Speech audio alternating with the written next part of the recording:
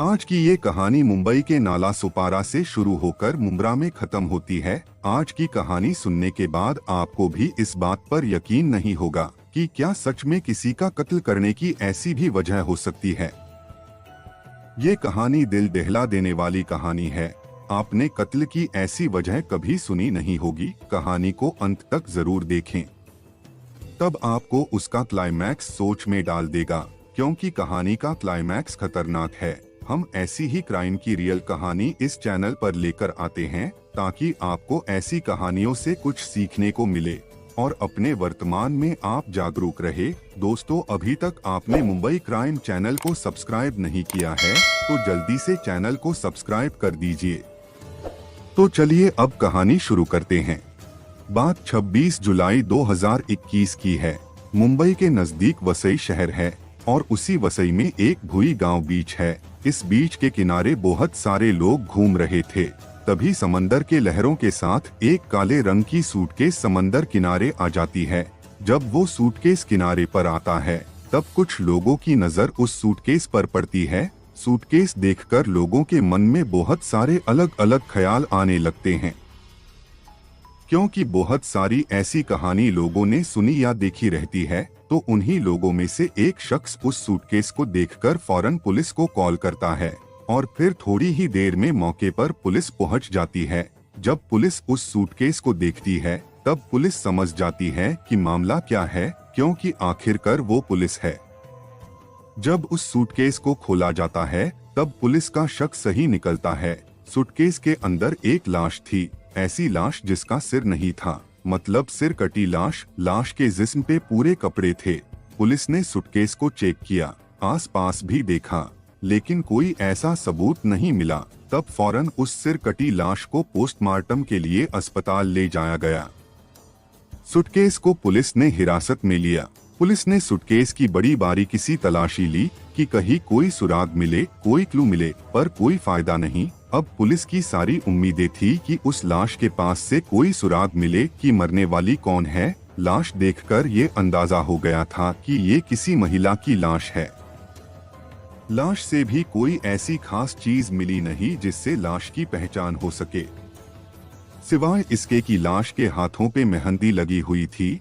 उस मेहंदी को देखने के बाद कुछ जानकार पुलिस ने अंदाजा लगाया कि हो ना हो ये किसी मुस्लिम लड़की की ही लाश है, क्योंकि जो मेहंदी जिस तरीके से बनाई गई थी उसको देखकर उस पुलिस वाले का तजुर्बा था कि ऐसी मेहंदी आम तौर पर मुस्लिम औरतें अपने हाथों पर लगाती है।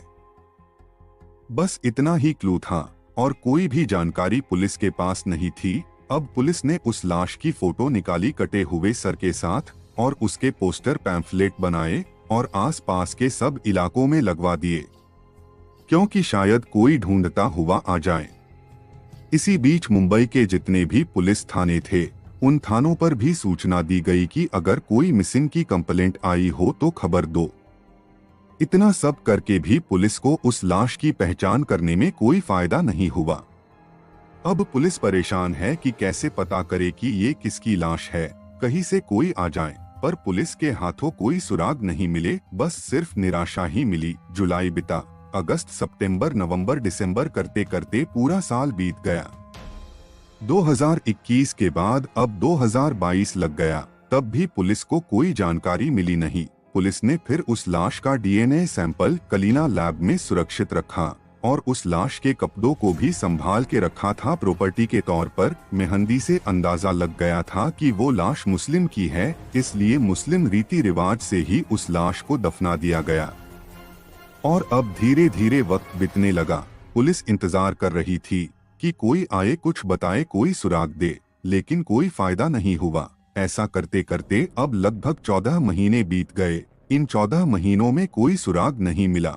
14 महीने बाद एक दिन 29 अगस्त 2022 को एक शख्स मुंबई के एक पुलिस स्टेशन में पहुंचता है और वहां जाकर वो कहता है कि हमारी भतीजी पिछले करीब 14 महीनों से गायब है और उसका कोई पता नहीं मिल रहा है।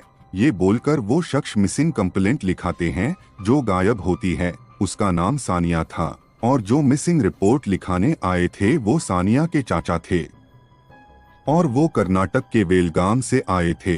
तब पुलिस ने उस आदमी को पूछा कि करीब साल भर से ऊपर हो गया आपकी भतीजी गायब है और अब साल भर बाद आप उसे ढूंढने, उसकी खबर लेने आ रहे हो। इतने दिन आप किधर थे और क्या कर रहे थे? तो उन्होंने बताया कि सानिया यतीम थी, उसके माँ बाप नहीं थे, मैं उसका चाचा हूँ और मैंने उसको पाला था, पाल पोस कर बड़ा किया। सानिया के चाचा ठीक ठाक परिवार से थे, फाइनेंशियली मजबूत थे। फिर 2017 में उसकी शादी उन्होंने मुंबई के एक लड़के से कर दी। उस वक्त वो सऊदी अरब में जॉब करता था।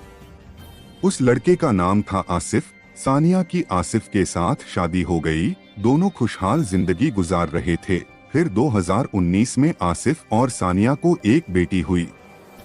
अब तो इसके बाद पूरा परिवार ज्यादा ही खुश था। उन्होंने बेटी का नाम अमायरा रखा था। फिर उसके चाचा ने पुलिस को कहा कि अक्सर कभी कभी सानिया से बात हुई करती थी, लेकिन 2021 के शुरुआत में मतलब जनवरी में सानिया से बात हुई। फिर उसके बाद अगले 6 से 7 महीने कोई बात नहीं हुई थी। फिर सानिया के चाचा को याद आया कि बकरी ईद है, उस मौके पर बात करे, इसलिए जब सानिया को कॉल किया तो तभी भी सानिया ने कॉल नहीं उठाया, फोन स्विच ऑफ आया।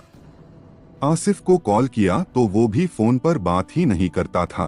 तो पुलिस ने उनकी बात सुनकर बोला ठीक है और उनकी कंप्लेंट लिख ली। अब कंप्लेंट लिखने के बाद पुलिस ने पूछा कि ससुराल वालों का पता क्या है। तब उसने कहा कि वो वही नाला सोपारा में ये लोग रहते हैं। तो पुलिस ने कहा कि आपको पता चला होगा कि वो वहाँ मिली कि नहीं मिली। तब चाचा ने पुलिस को एक अजीब कहानी सुनाई। उसने कहा कि हम उसको ढूंढते ढूंढते यहाँ आए, क्योंकि सानिया का अपना भरा पूरा ससुराल है, सास है, ससुर है, देवर है और ये लोग नाला सोपारा में रहते थे। मैं उनके घर पहले भी जा चुका था शादी के बाद, लेकिन इस बार जब मैं नाला सोपारा गया तब पता चला कि आसिफ और उसके परिवार ने इस घर को कब का छोड़ दिया और वो लोग कहीं और शिफ्ट हो गए। अब कहाँ शिफ्ट हुए ये तो मालूम नहीं। तब उन्होंने कहा कि उन्होंने बहुत तलाशा, बहुत धक्के खाए, मुंबई में रहने वाले अपने जानकारों से पता किया, पर कुछ हासिल नहीं हुआ। बड़ी कोशिश करने के बाद उन्हें आसिफ की अम्मी का नंबर मिला। तब आसिफ की अम्मी को फोन किया और जब उनसे फोन पर बात हुई तो उन्होंने बता दिया कि अब हम मुंब्रा शिफ्ट हो गए हैं और इत्तेफाक से उन्होंने मुंब्रा का पता दे दिया। तो चाचा ने कहा कि मैं मुंब्रा गया, वहाँ आसिफ था, उसकी बेटी थी, लेकिन सानिया कहीं नहीं दिखी। तो हमने पूछा, तब आसिफ ने कहा कि सानिया तो साल भर पहले ही उसका किसी और से अफेयर था, इसलिए वो घर छोड़कर चली गई। जाते जाते वो एक लेटर दे गई। आसिफ ने हमें वो लेटर भी पढ़ाया कि मैं तुम्हारे साथ रहना नहीं चाहती, मुझे किसी और से मोहब्बत हो गई है और मैं जा रही हूँ। तो जब ये सब आसिफ ने कहा तो चाचा को पहले लगा कि क्या पता शायद ऐसा हो सकता है। तो चाचा वहाँ से लौट आए और ये बात है करीबन अगस्त के 27 से 28 2022 की। लेकिन फिर अगले 1-2 दिन बड़े तसल्ली से सोचा कि बचपन से उन्होंने पाला पोसा उनकी सानिया कभी इस तरह की थी नहीं और शादी से भी वो बड़ा खुश थी। तो अचानक उसका यूं जाना, और दूसरा अगर उसको जाना था किसी और के साथ जिंदगी बसानी थी तो कम से कम उन लोगों को तो इन्फॉर्म कर देती, मतलब चाचा को या चाची को। अब दूसरा पहलू ये है कि अगर सानिया भाग कर गई थी तो साल भर पहले आसिफ और उसके परिवार वालों ने हम लोगों को इन्फॉर्म करना चाहिए था कि आपकी बेटी ने ऐसा करके वो चली गई है। लेकिन उन लोगों ने ऐसा कुछ क्यों नहीं किया? क्यों ये नहीं बताया कि सानिया घर छोड़कर चली गई और उसने ऐसा किया है? अब चाचा को डाउट होना शुरू हुआ। तब उन्होंने कुछ रिश्तेदारों से मशवरा लिया। उन्होंने कहा मामला थोड़ा सस्पियस है, पुलिस में रिपोर्ट लिखा दो। इसी के बाद 29 अगस्त 2022 में चाचा ने सानिया की जाकर पुलिस में कंप्लेंट लिखा दी।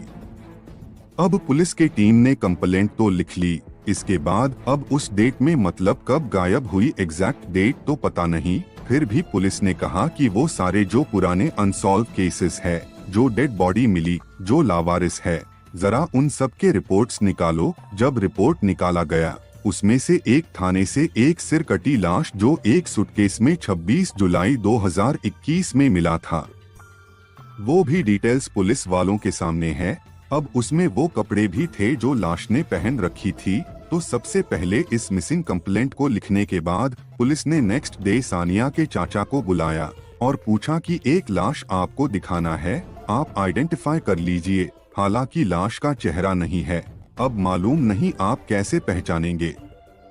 खैर वो लाश दिखाई गई, तब कपड़ों से चाचा ने उस लाश को पहचान लिया और उसकी वजह ये थी कि कई बार इन लोगों की जब बात होती थी तो वीडियो कॉल पर ही बात होती थी। उन्होंने कहा ये कपड़े और इसी तरह के कपड़े सानिया पहना करती थी। जब उन्होंने मेहंदी देखी तब वो बोले कि सानिया भी इसी तरह की मेहंदी लगाया करती थी। चेहरा नहीं था पर उन्होंने कद काठी और कपड़ों से और मेहंदी के डिजाइन से चाचा ने कह दिया कि ये उनकी सानिया की ही लाश है। अब पुलिस ने कहा ठीक है, आप खामोश रहिएगा। इसके बाद अब पुलिस ने आसिफ और उसके घर वालों को बुलाया और बुलाने के बाद ये तस्वीर दिखाई और कहा कि आप इस तस्वीर को पहचानिए, क्या आप इसे जानते हैं? उन्होंने तस्वीर को देखने के बाद कहा कि नहीं, हम इसे नहीं जानते। तब पुलिस ने कहा कि ये सानिया की लाश की तस्वीर है। घर वाले साफ मुकर गए, कहा कि नहीं, हमें तो पता ही नहीं, हम जानते ही नहीं और ये सानिया की लाश हो ही नहीं सकती क्योंकि वो तो अपने आशिक के साथ भाग गई है।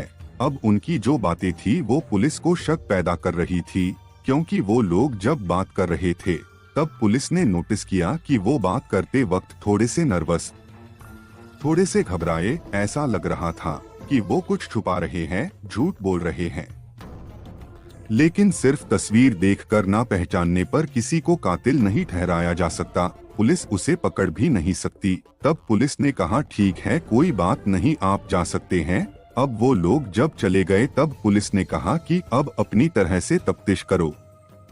थोड़ा सा डाउट है क्योंकि 14 महीने से गायब है और ये लोग बोलते हैं वो चली गई और उन्होंने मतलब ससुराल वालों ने भी कुछ नहीं कहा और उन्होंने लाश को पहचानने से भी इनकार कर दिया। पुलिस ने अब उनकी तरह से तहकीकात की और चोरी छुपे कहा कि चलो ये काम करते हैं। पुलिस ने ऑलरेडी जो डीएनए सैंपल संभाल कर रखे थे उस लावारिस लाश के जो 26 जुलाई 2021 को मिले थे, अब पुलिस ने आसिफ और उसकी बेटी इन दोनों के डीएनए सैंपल लिए और उस सैंपल को उस लावारिस लाश से मैच कराया और इत्तेफाक की बात यह है कि वो तीनों सैंपल मैच कर गए। अब ये तो साफ क्लियर हो गया कि जो आसिफ की बेटी है जिसका नाम है अमायरा, ये उसकी मां की लाश है, इसलिए दोनों का डीएनए सैंपल मैच तो करेगा ही। तब पुलिस के सामने कोई डाउट या शक ऐसा कुछ भी नहीं था कि लाश किसी और की है।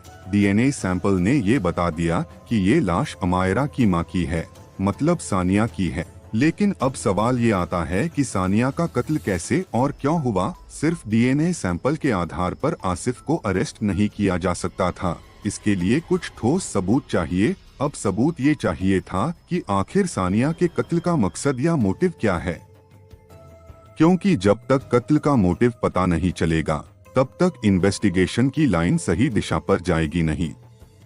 तो इस काम में पुलिस ने सानिया के चाचा की मदद ली। पुलिस ने उनको बुलाया और उसके बाद उनसे कहा कि अब आप पूरी कहानी बताइए कि 2017 में शादी हुई, फिर एक बेटी हुई और उसके बाद वो अचानक से गायब हो गई। इसकी क्या वजह थी? दहेज या फिर और कोई वजह या आसिफ का कोई अफेयर? आखिर आपको क्या लगता है या आपको क्या मालूम है, सब बताइए।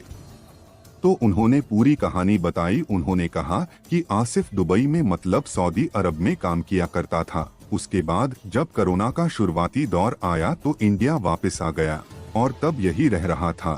शुरुआत में कुछ पैसे वैसे दहेज वहेज की बात थी, लेकिन इतना भी बड़ा इशू नहीं था, बस इससे ज्यादा मुझे भी कुछ जानकारी नहीं। अब पुलिस को चाचा से भी कोई ज्यादा जानकारी नहीं मिली क्योंकि वो कर्नाटक में रहते थे। अब पुलिस ने आसिफ से वो लेटर मांगा जो लेटर आसिफ ने सानिया के चाचा को दिखाया था कि वो उसके बॉयफ्रेंड के साथ भागी है, ये लेटर छोड़कर गई। तब पुलिस को आसिफ ने वो लेटर दे दिया। लेटर में लिखा था कि मुझे किसी और से प्यार है, मोहब्बत है, मैं जा रही हूँ। पुलिस ने उस लेटर को फोरेंसिक जांच के लिए भेज दिया हैंडराइटिंग एक्सपर्ट के पास। जब रिपोर्ट आई तब पता चला कि ये सानिया की हैंडराइटिंग नहीं है बल्कि खुद आसिफ की हैंडराइटिंग है। अब पुलिस को क्लियर हो गया। अब पुलिस ने कहा कि बहुत हो गई प्यार मोहब्बत से पूछताछ, अब जरा अपना स्टाइल अपनाते हैं। और फिर उसके बाद पुलिस ने अपना स्टाइल अपनाया और आसिफ को बुलाया और उसके फौरन बाद आसिफ तोते की तरह बोलने लगा। फिर आसिफ ने कहानी सुनाई। उसने कहा कि 21 जुलाई 2021 की बात है। 21 जुलाई को इत्तेफाक से उस दिन बकरी ईद था। बकरी ईद जो मुस्लिम कम्युनिटी है उसमें कुर्बानी का दिन माना जाता है। उसी बकरी ईद के दिन मतलब पाक दिन आसिफ और उसके घर वालों ने एक ऐसी साजिश रची जिसको सुनकर रूह कांप उठती है। सबसे पहले आसिफ ने उसकी 2 साल की बेटी अमायरा को उसके बहन के घर भेज दिया जो मुंब्रा में रहती थी, और उस वक्त आसिफ और उसकी फैमिली इधर नालासोपारा में रहते थे। वो दिन बकरी ईद का था और बकरी ईद के दिन ही ये लोग नमाज वमाज पढ़कर आते हैं और फिर आसिफ का भाई और आसिफ के फादर ये तीनों घर आते हैं और सबसे पहले सानिया को पकड़ते हैं, उसके हाथ पैर बांधते हैं और एक टब में उसको डाल देते हैं और टब के अंदर तब तक उसका मुंह डाले रखते हैं जब तक कि सानिया दम नहीं तोड़ देती। टब से बाहर निकलने के बाद उन्हें लगता है कि शायद ये जिंदा हो। इसके बाद उसका गला घोटा जाता है। गला घोटने के बाद अब जब उन्हें ये यकीन हो गया कि ये मर चुकी है, तब आसिफ एक चाकू लेता है और सानिया का गला काटने की कोशिश करता है ताकि सिर धड़ से अलग कर दे, लेकिन आसिफ आधा भी सिर नहीं काट पाता है। उससे पहले ही वो बेहोश हो जाता है। जब आसिफ का बाप देखता है कि इससे नहीं हो पाएगा, ये तो बेहोश हो गया, तब आसिफ का बाप मतलब सानिया का ससुर चाकू उठाता है और वो अपने बहू के सिर को धड़ से अलग कर देता है। इसके बाद ये लोग खून को साफ करते हैं, धड़ को एक सूटकेस में रखते हैं और सिर को एक पॉलिथीन में रखते हैं और ले जाकर दूर एक समंदर के खाड़ी में फेंक देते हैं। लेकिन फेंकने से पहले सिर को अलग कर दिया था, क्योंकि ये लाश अगर किसी के हाथ भी आए तो भी इसकी पहचान ना हो कि मरने वाली कौन है। सिर तो पहले से ही धड़ से अलग किया ही था। अब और हैवानियत देखिए, सानिया के सिर के सारे बाल भी ये दोनों बाप बेटे मिलकर ट्रिम कर देते हैं। पूरा बाल काट दिया। उसके अपर लिप्स पे एक काला तिल था। उन्हें लगा कि अगर कल को ये सिर किसी के हाथ आ गया तो इस काले तिल से भी पहचान हो सकती है, इसलिए उस तिल को भी चाकू से काट डाला।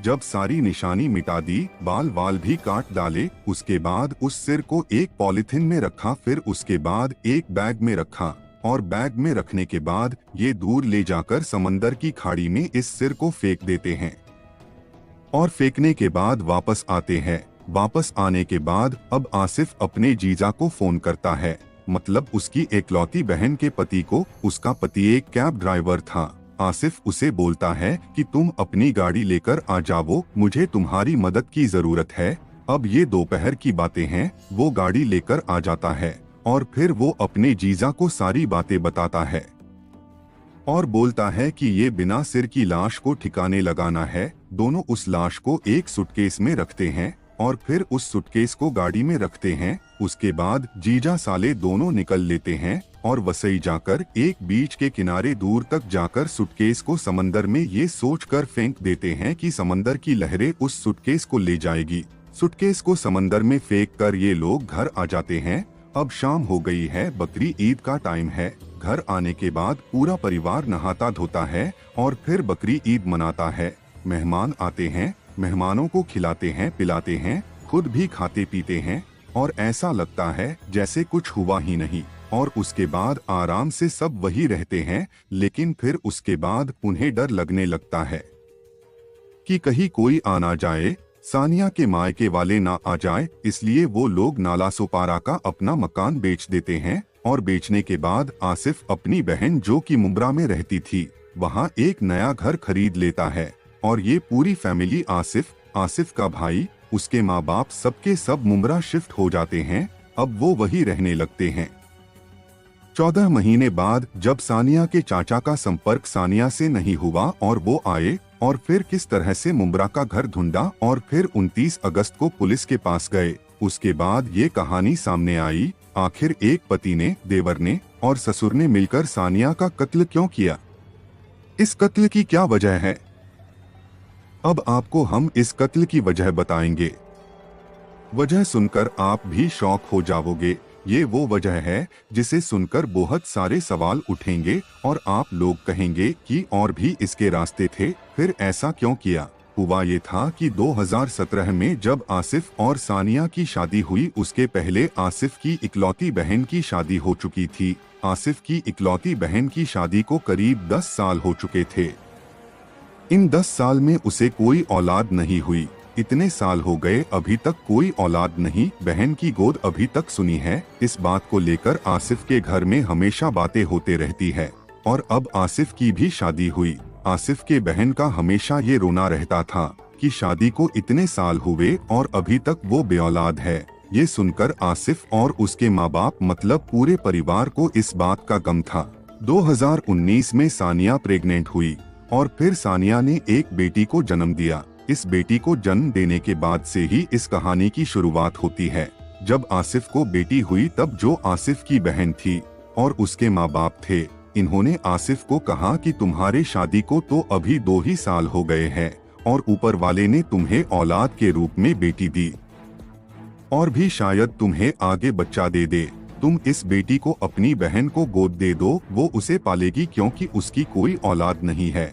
आसिफ ने कहा ठीक है, मेरी बहन है, चलेगा। लेकिन सानिया तैयार नहीं हुई। सानिया की जगह और कोई भी माँ होती तो वो भी तैयार नहीं होती, क्योंकि वो उसकी पहली औलाद थी और अभी अभी तो उसकी गोद भरी थी। वो माँ अपने बच्ची से कैसे अलग रह सकती है, क्योंकि माँ तो माँ होती है। सानिया ने साफ मना कर दिया और ये कहा कि आगे अगर ऊपर वाले ने चाहा और कोई और औलाद हुई तो सोच सकते हैं, लेकिन फिलहाल नहीं, क्योंकि मैं अपनी बेटी को किसी को गोद नहीं दे सकती। मैं अपनी बेटी को अपने से जुदा नहीं कर सकती, मैं इसे नहीं दे सकती। जब सानिया ने ये फैसला सुनाया तब पूरा घर सानिया के इस फैसले से नाराज हुआ। अब आसिफ के माँ बाप और भाई, इन सबके नजरों में सानिया दुश्मन हो गई।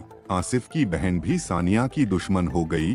अब हर बार जरा सी बात पे सानिया को ताना मारा जाता था कि देखो 10 साल से वो बे औलाद है और तुम उसे अपनी एक बच्ची गोद नहीं दे सकती।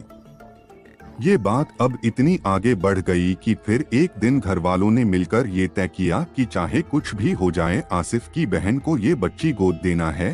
अब उसमें सिर्फ एक ही रुकावट थी और वो है सानिया। घर वालों ने तय किया अगर सानिया बीच में आती हैं तो सानिया को रास्ते से हटा दो और फिर इन्होंने प्लान बनाकर ठीक कुर्बानी वाले दिन यानी बकरी ईद को अपनी बहू को ही कुर्बान कर दिया।